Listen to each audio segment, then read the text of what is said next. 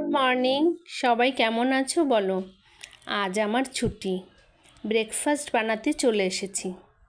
আজকে ব্রেকফাস্টে হবে ঝাল মিষ্টি সুজি। ঝালটাও থাকবে, সাথে একটু মিষ্টি ভাবও থাকবে। পেঁয়াজ আলু দিয়ে একটু লঙ্কা দিয়ে আজকে সুজিটা হবে।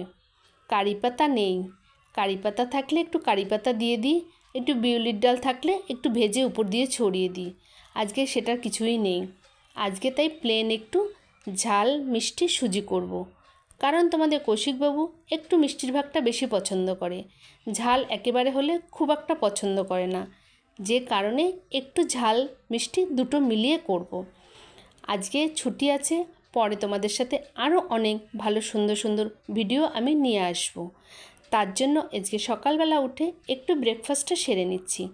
ব্রেকফাস্টটা করে তারপরে কাজে হাত দেব। যেহেতু ছুটি একটু দেরি করে উঠেছি, কারণ আজকে একটু তাড়া কম। তাও কাজের তো আর শেষ থাকে না, ছুটির দিন মানে অনেক কাজ করতে হয়। সেটা আমারই কি তোমারই কি সবারই যা হয়। সেই ছুটির দিনে 4টার আগে কোনো দিনই খাওয়া হয় না। আজকে সুজিটা আমি করে ফেললাম। সুজিটা কিন্তু দেখে মোটামুটি ভালোই লাগছে, মনে হচ্ছে ভালো হবে। কারণ ছুটির দিনের সুজি মন দিয়েই করেছি। অফিস টাইমে তাড়াহুড়ো থাকে, আজকে যেমন আমার কোনো তাড়াহুড়ো নেই, বাড়িতেই আছি। এদিকে কৌশিকবাবু ঘরের টুকটাক অনেকগুলো কাজ আমাকে করে দিচ্ছে, সেইগুলো সে করছে, এদিকে আমি ব্রেকফাস্ট করছি।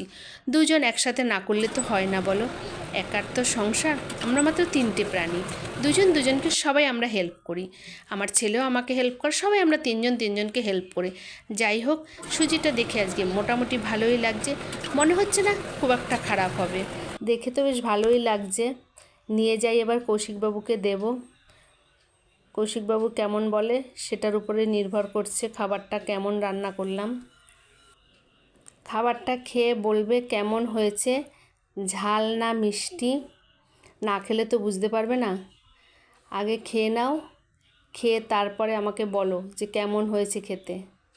কৌশিকবাবু মাথাটা যখন নাড়লো অবশ্যই ভালো হয়েছে। আর সত্যি আজকে টিফিনটা ভালোই হয়েছে, একদমই খারাপ হয়নি।